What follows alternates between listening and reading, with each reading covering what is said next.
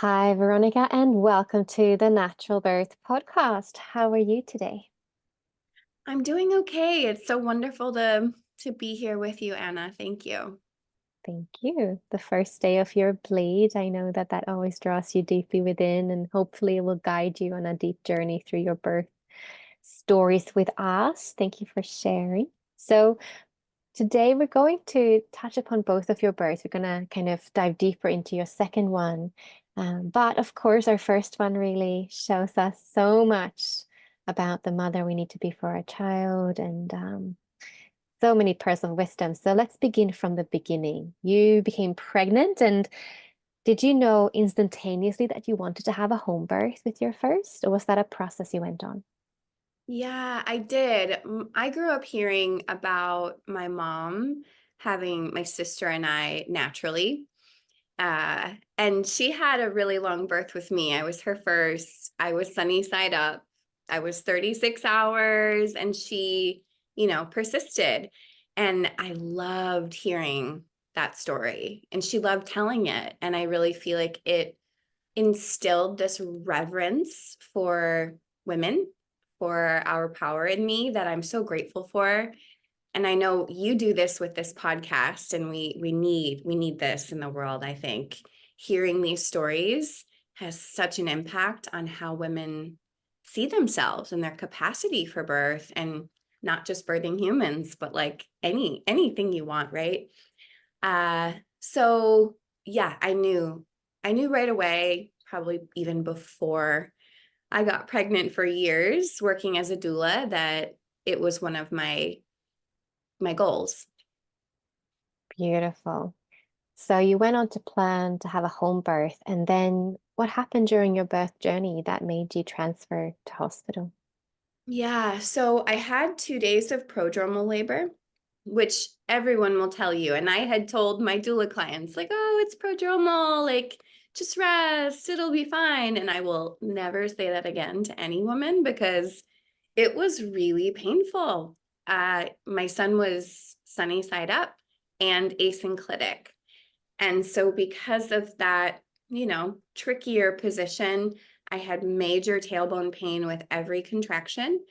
I would say that pain, those stop and start contractions, were worse than the pain of transition with my second.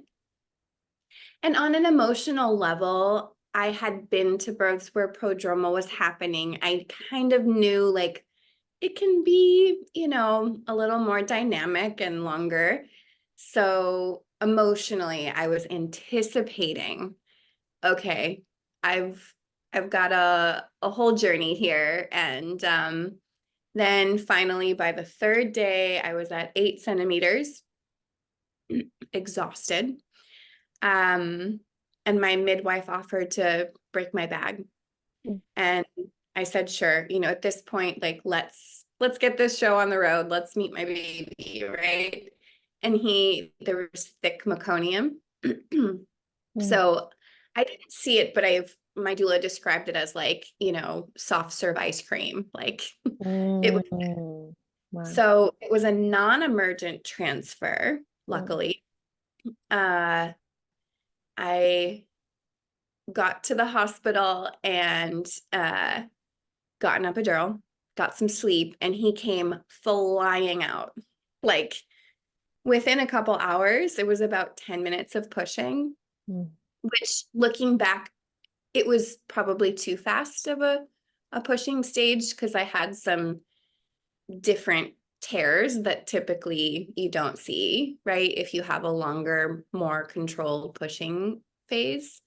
Um, so it was a lot. It was intense. Yeah. How did your baby cope coming out really quickly through meconium? He didn't cope well. It was pretty shocking seeing him the first time. He was pretty limp. Mm. Luckily, he recovered quickly, but I didn't get to hold him right away. Mm. Um, so a lot of grief, a lot of, feeling pretty mm, defended against my experience because I really wanted to experience a natural birth. And like you mentioned, Anna, it was so important in my initiation into being his mother to have had that experience where I was deeply humbled, and I had to surrender a lot. And my biggest lesson was I don't have to do this alone. Mm. I think that as a birth worker, I went into that birth, and maybe the other people around me saw this too, with some hyper independence in my system of like, oh, I know birth. My mom did this. I'm fine. And I didn't quite call in my birth team when I needed them. I just kept saying, like, I'm fine. So those are my three major lessons, I'd say. Mm. Um, yeah. I love that. And I love because you were and are a birth worker, and obviously time as well, right? Um, has shown you that that's your biggest takeaways. You know, a lot of mamas might have a disappointing birth potentially the first time around and then just want to forget about it and have the next one, or don't actually look back at it with that point of view and going, so what is the pearls of wisdoms here?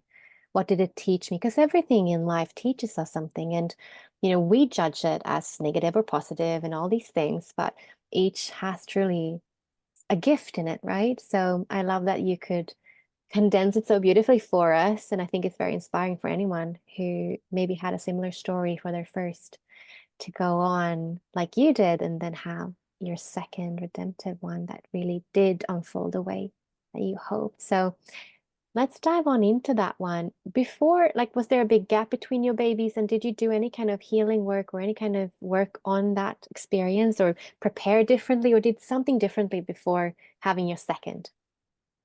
That's a good question. I am kind of really steeped in and immersed in the healing world as a yoga teacher, somatic practitioner. So there was a lot of work I was doing in between, uh, because I had fear around, like, I I just from a physical standpoint don't want to experience that pain again. It was emotionally painful as well. So when I went into my next pregnancy, I remember being very excited, like when I went into the bathroom and took the pregnancy test, and uh, his whole pregnancy was just so joyful. And then there was this voice that was like, what if? What if you have to go through 3 days of labor again? Like, what if, you know, you have to have intervention? That was like really scary for me.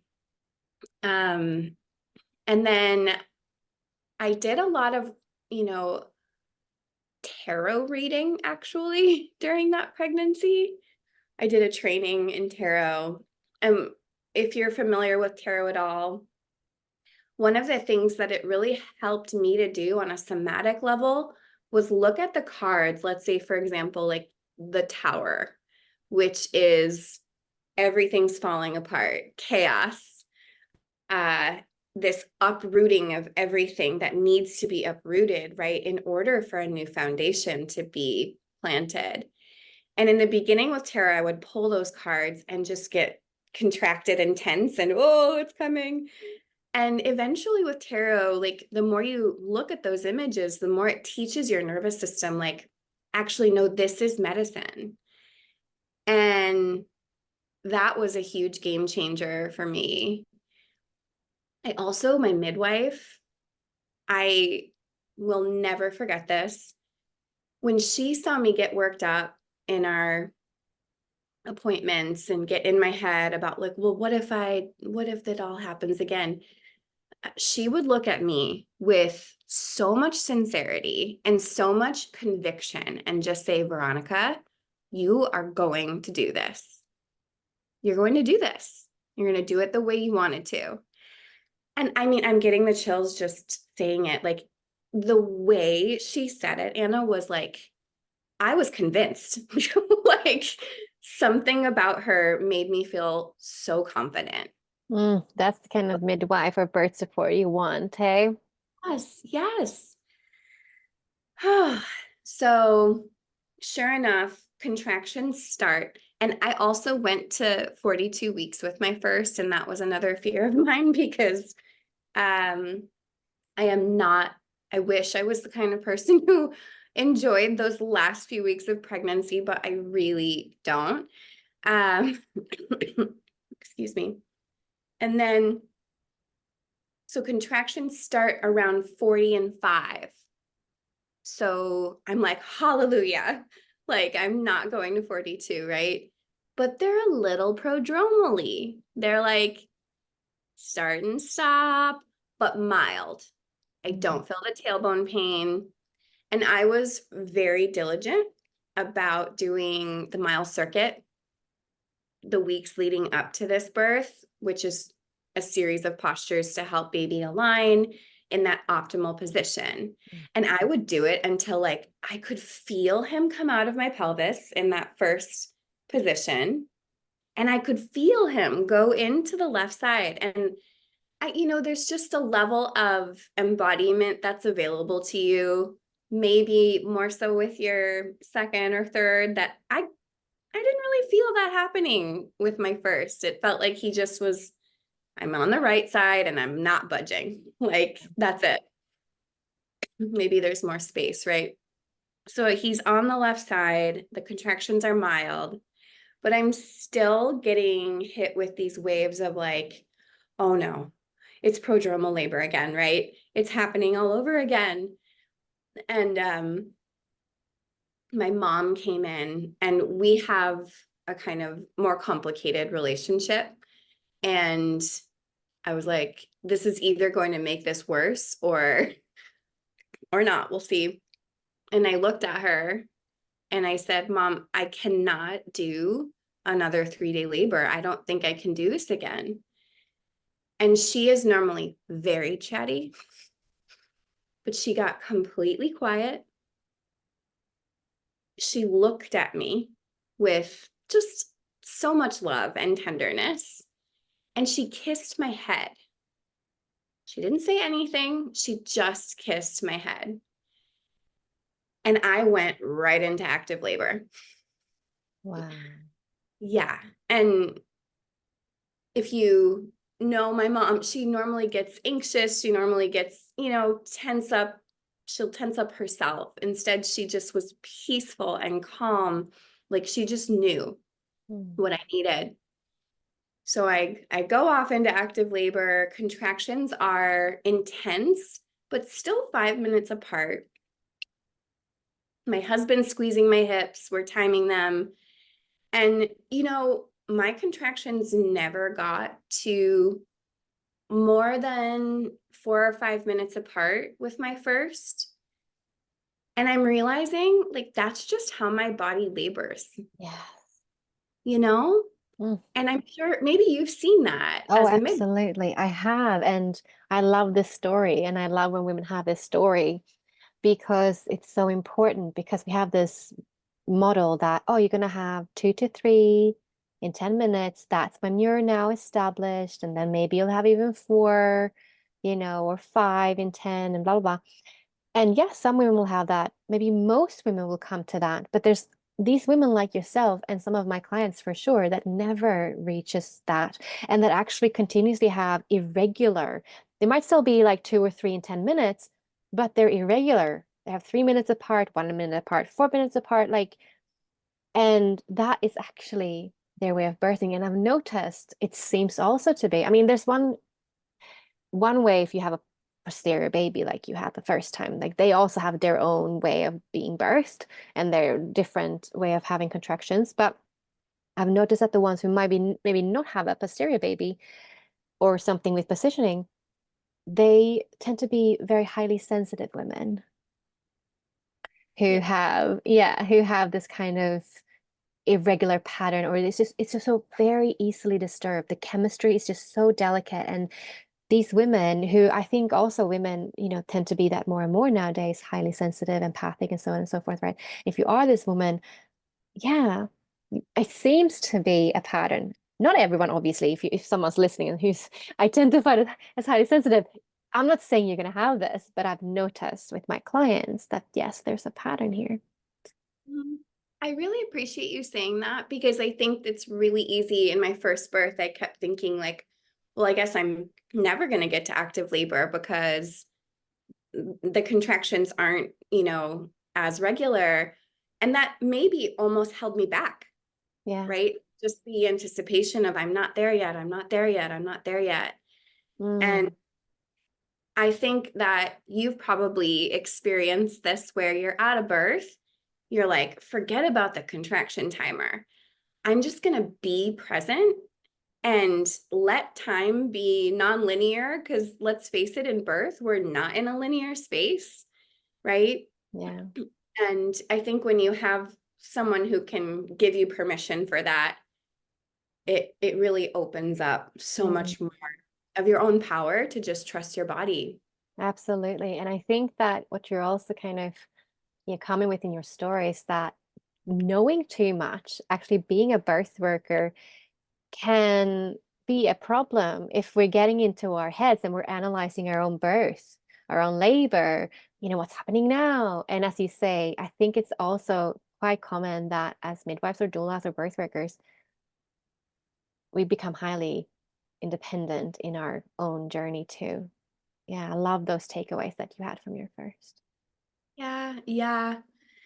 It's it's an embodied process, right? And I love that we have all these resources for women now where you can really understand birth from this intellectual point of view. Sure, that's great. And ultimately, throw your textbooks away Yeah. because this is an embodied process. And what I found was there was a lot of power in my body's ability to titrate. Instead of let's go full throttle through birth, for my highly sensitive nervous system, it made more sense for my body to have longer breaks Mm. to make it sustainable. So we head to the hospital. I gave birth at a birth center within a hospital the second time. And I had some anxiety about the car ride because my car ride to the hospital with my first was really painful. I was preparing for a cesarean. I was like mentally just, okay, this is what's going to happen, but I'll get to meet my baby. I still had a vaginal birth with my first, by the way, but just being in that car ride was a lot. Sure enough, I'm in the car and I have what I can only describe as like a dream-like trance state. Just went into what felt like a dream, and there were all these images that were very primal, like animals and goddesses and Cleopatra and all of these connections to what I felt like was the source energy from which all life is born. Like these images just connected me to that and carried me through that car ride because I wasn't with my doula yet. And I wasn't scared. I just felt my contractions continuing to come. And these images just held me through that. And my husband did too. He was very sweet and very supportive and talking me through it. And then we got to the birth center. I was 6 centimeters. Hallelujah. I think you had to be 5 to get admitted. Mm. And we're trucking along. And then my doula offers, this position in the shower. And I'm like, let's do it. I love water. So she has me on a chair facing the back of the chair with the shower hitting my back. And this is something that I'll never forget. I get in the shower into this position. There's like support on my perineum, like some of that counter pressure from the chair, the water. My doula's talking me through contractions. And I turn to her and I'm like, I don't feel any pain. And I almost get a little like nervous, like, oh no, I'm stalling. Like, what's going on? And I was feeling all pressure. Contractions were still happening, but zero pain. And I had heard and taught the gate theory of pain many times. But maybe you've had a different experience. I didn't always see it to that level. Like, you know what I mean? Very few women have a totally pain-free birth. Yeah, but it's available. It can happen for sure. Yeah. And yeah, I just was not, I didn't see that coming. I was like, okay, now transition, right? This is going to ramp up. It's going to be the hardest. And instead, I had about 4 hours of transition contractions, no pain. And then my midwife was like, yeah, you can't deliver here in the shower, unfortunately. And I was like, please just let me stay here. But I had to get up and get in the tub. And at 10 centimeters, all the pain came flooding back, which, you know what? I'm glad I felt it. It's part of the initiation, I think. And I didn't get to feel 10 centimeters with my first. So, as much as I was like, oh, great, I I appreciate that I got to feel that and conquer it and move through it, right? Because within 20 minutes he was out. Um, I've been, I guess, luckier with my pushing stages. They don't take as long. I was, of course, a little nervous about whether he was going to breathe right away since my first didn't. And like my first, he was wearing his cord like a shawl, just like dangling all over him. And he didn't let out a big cry right away, but he was making little chirpy sounds, so we knew he was okay. Yeah. Uh, I mean, you probably know that as a doula, a lot of babies born in water are very calm. Many will not make much sound or scream. They're just really kind of calm and alert.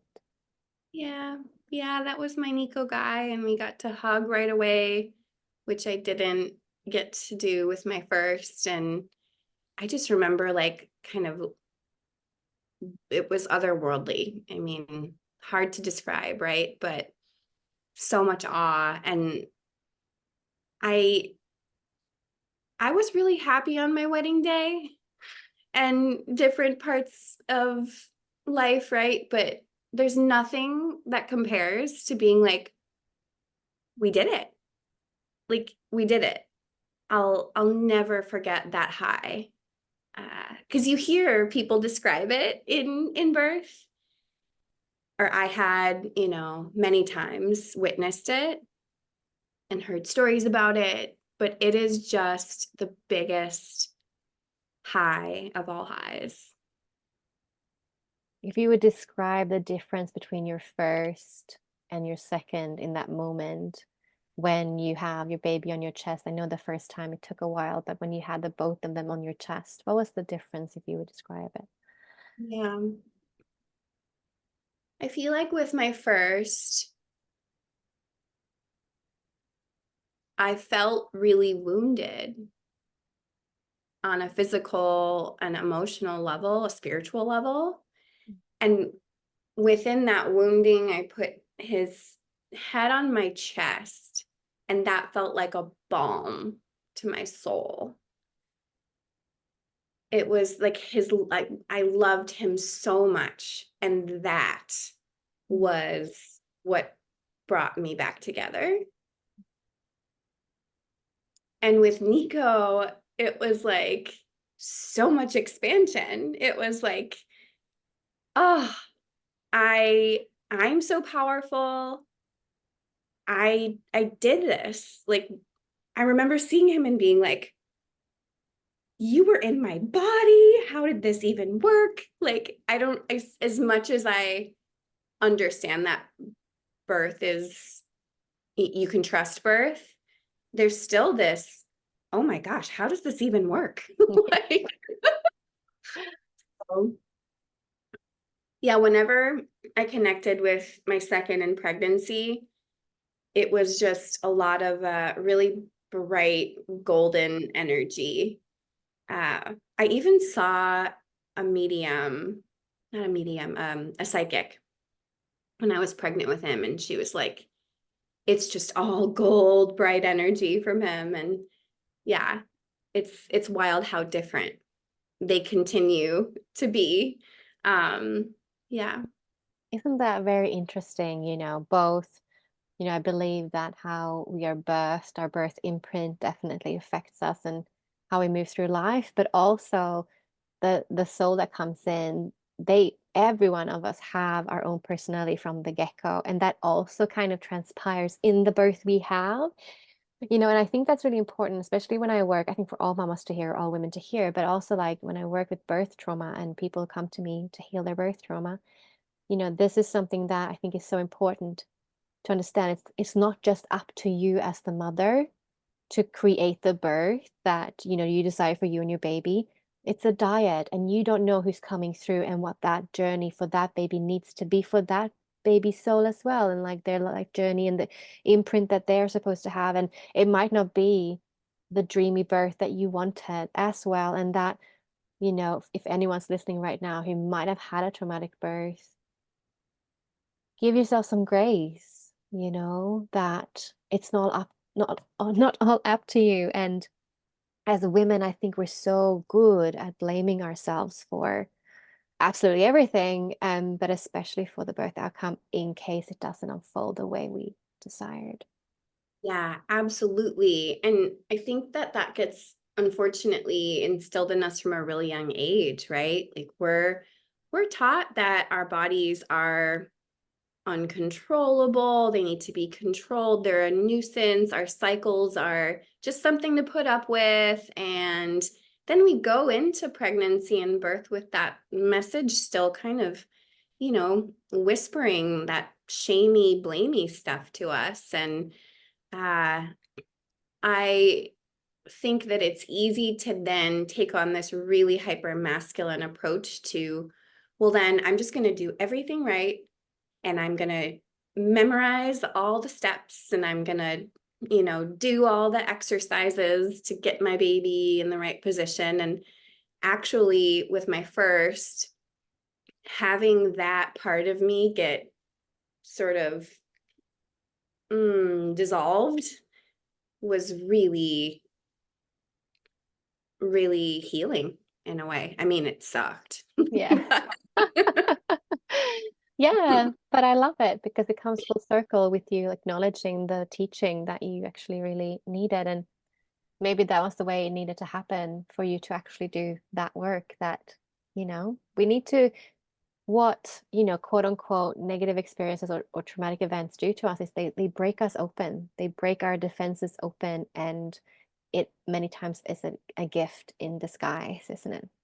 hmm Mm. Yeah, and it can be hard to feel that it's a gift when you're in it and a little bit after, but just with time, right? With time and support. Yeah, absolutely. So if you had a first-time mama in front of you right now who's about to have her first baby, and she really wants to have a natural and empowering birth experience, what advice and pearls of wisdoms would you give to her? Yeah, I think it all comes back to what we've talked about, where it's an embodied process and it's very, very easy to get inundated with information. And the information isn't bad, right? But we can't intellectualize birth into happening. So practicing being in your body with your baby Mm. is a game changer. And if that feels difficult, just know that that's more the norm, because we live in a world where it's preferred that we stay in our heads. Mm. But there's a vast and deep and wise intelligence to your body Mm. that if you just continue to practice, like in little bits, like just connecting and feeling your body, eventually there's this relationship that opens up with your body that, yeah, can't really happen through all the information. Yes, so true. You know, this is definitely something that I work a lot with women about, the embodiment of self, like actually feeling your body, being friends with your body, with your cyclic being. All of this is so important. And something you can start as a maiden. You don't have to be pregnant to start that. Like you should, if you can, start as early as possible with really tapping into, you know, the wisdom within your heart and womb and your body.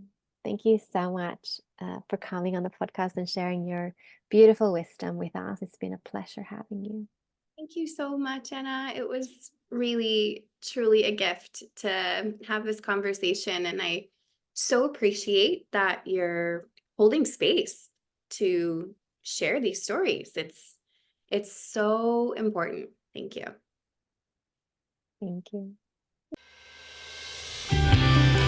Thank you for listening. If you love this podcast, then please consider sharing it, leave a review, or make a contribution on our Patreon page. And if you want to connect on social media, then find the podcast on Instagram as The Natural Birth Podcast. Thank you for listening.